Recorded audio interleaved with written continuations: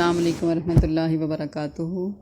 آج میں آپ کو سورہ فاتحہ کے ساتھ دم کرنا، یعنی اگر آپ کو کوئی تکلیف ہے، کوئی بیماری ہے یا آپ کا بچہ رو رہا ہے تو اس کے نبی کریم صلی اللہ علیہ وسلم نے سورہ فاتحہ کے ساتھ اپنے آپ کو دم کیا ہے، اور جس کو کوئی تکلیف ہو یا کسی نے ڈھسا ہوا ہو تو اس کو پڑھ کر آپ دم کریں، انشاءاللہ تعالیٰ وہ صحت یاب ہو جائے گا۔ سورہ فاتحہ کے ساتھ دم کرنا، ڈسے ہوئے کو شفا ہونا۔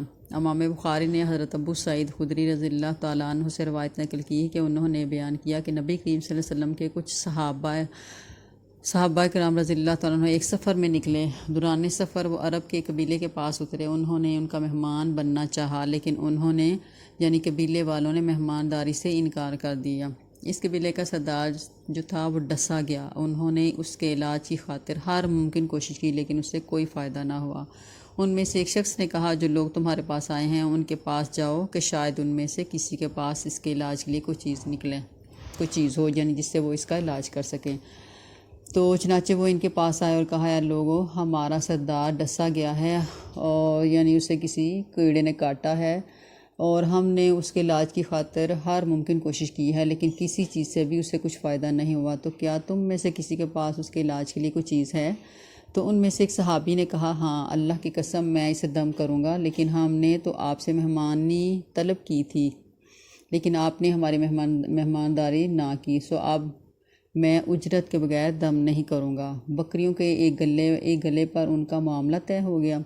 وہ صحابی وہاں تشریف لے گئے اور الحمدللہ رب العالمین پڑھ کر پھونک مارتے گئے۔ ایسا معلوم ہوا گویا وہ سردار رسی سے کھول دیا گیا اور وہ اٹھ کر چلنے لگا۔ تکلیف اور درد کا نشان بھی باقی نہ رہا۔ انہوں نے ابو سعید خدری رضی اللہ تعالیٰ عنہ نے بیان کیا، انہوں نے طے شدہ اجرت صحابہ کرام کو دے دی۔ بعض صحابہ نے کہا، اسے تقسیم کر لیجئے۔ دم کرنے والے صحابی نے کہا، نبی کریم صلی اللہ علیہ وسلم کی خدمت میں حاضر ہونے سے پہلے کچھ نہ کرو، ہم حضور صلی اللہ علیہ وسلم کے روبرو صورتحال عرض کریں گے، پھر دیکھیں گے کہ حضور صلی اللہ علیہ وسلم کیا ارشاد فرماتے ہیں۔ چنانچہ وہ رسول اللہ صلی اللہ علیہ وسلم کی خدمت میں حاضر ہوئے اور سارا ماجرا عرض کیا، تو آپ صلی اللہ علیہ وسلم نے فرمایا، تمہیں کیسے معلوم ہوا کہ اس یعنی سورۃ فاتحہ کے ساتھ دم کیا جاتا ہے؟ پھر حضور صلی اللہ علیہ وسلم نے فرمایا، تم نے ٹھیک کیا، تقسیم کر لو اور میرا بھی اپنے ساتھ حصہ رکھنا۔ یہ فرما کر رسول اللہ صلی اللہ علیہ وسلم مسکرا پڑے۔ مجنون کا صحت یاب ہونا، یعنی جو اپنے ہوش و حواس کھو بیٹھا ہو، اس کے بارے میں امام ابو داؤد نے خارجہ بن سلط تمیمی سے روایت نقل کی، اور انہوں نے اپنے چچا رضی اللہ تعالیٰ عنہ سے روایت نقل کی ہے کہ وہ نبی کریم صلی اللہ علیہ وسلم کی خدمت میں حاضر ہوئے اور اسلام قبول کر لیا۔ حضور صلی اللہ علیہ وسلم سے واپسی پر ان کا گزر ایک قوم کے پاس سے ہوا، جن کا ایک دیوانہ شخص بیڑیوں میں جکڑا ہوا تھا۔ اس کے گھر والوں نے ان سے کہا، ہمیں بتلایا گیا ہے کہ آپ کے صاحب یا نبی کریم صلی اللہ علیہ وسلم جو ہیں خیر کے ساتھ آئے ہیں، تو کیا آپ لوگوں کے پاس ان کے علاج کے لیے کوئی چیز ہے؟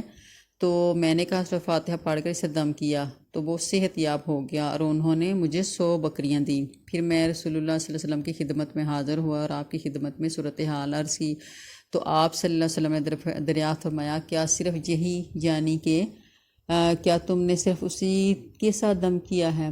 تو ایک اور مقام پر بیان کیا، نبی کریم صلی اللہ علیہ وسلم نے دریافت فرمایا، کیا تم نے اس کے سوا کچھ اور بھی پڑھا ہے؟